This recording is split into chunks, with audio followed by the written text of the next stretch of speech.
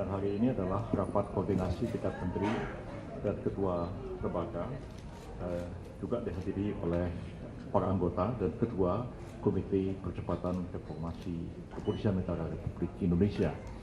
Dalam pertemuan ini yang dihadiri 17 kementerian, para menteri dan wakil menteri, dan ketua lembaga dan badan,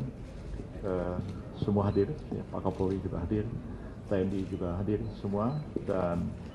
dalam pembicaraan tadi itu sama-sama dibahas tentang pelaksanaan dari ketentuan pasal 28 ayat 3 Undang-Undang Nomor 2 Tahun 2002 tentang Kepolisian Negara Republik Indonesia tentang anggota kepolisian yang dapat menduduki jabatan pemerintah sipil, yang kemudian ada putusan Mahkamah Konstitusi baru-baru ini, dan setelah itu ada tindak lanjut yang dilakukan oleh Kapolri dengan menerbitkan peraturan Kapolri nomor 10 ya Pak ya, tahun 2025, dan kita mencermati juga berbagai pendapat, berbagai masukan,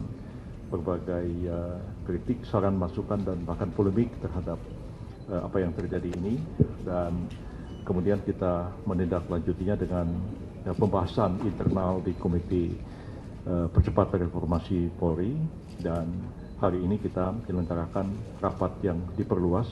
koordinasi dengan kementerian lembaga yang disebut dalam peraturan Kapolri nomor 10 tahun 2025 tadi, dan kita sampai pada kesepakatan bahwa kita akan segera menyusun rancangan peraturan pemerintah untuk melaksanakan ketentuan-ketentuan di dalam pasal 28 ayat 3 Undang-Undang Nomor 2 Tahun 2002 tentang Kepolisian Negara Republik Indonesia, dan melaksanakan pasal 19 dari Undang-Undang Nomor 20 Tahun 2003 tentang Aparatur Sipil Negara. Di dalam pasal 19 Undang-Undang ASN itu disebutkan bahwa jabatan ASN itu diisi oleh ASN, tapi jabatan ASN dapat diisi ya, dari prajurit TNI dan anggota Kepolisian Negara Republik Indonesia yang jabatan-jabatan tertentu. Jabatan-jabatan tertentu apa saja ya, itu akan diatur dalam bentuk peraturan pemerintah. Dan sampai hari ini peraturan pemerintahnya belum ada. Kemudian ada putusan MK, ada peraturan Kapolri nomor 10, dan timbullah diskusi yang meluas di masyarakat, dan untuk mencari solusi menyelesaikan persoalan ini, maka dengan persetujuan dari Bapak Presiden itu akan dirumuskan dalam bentuk satu peraturan pemerintah,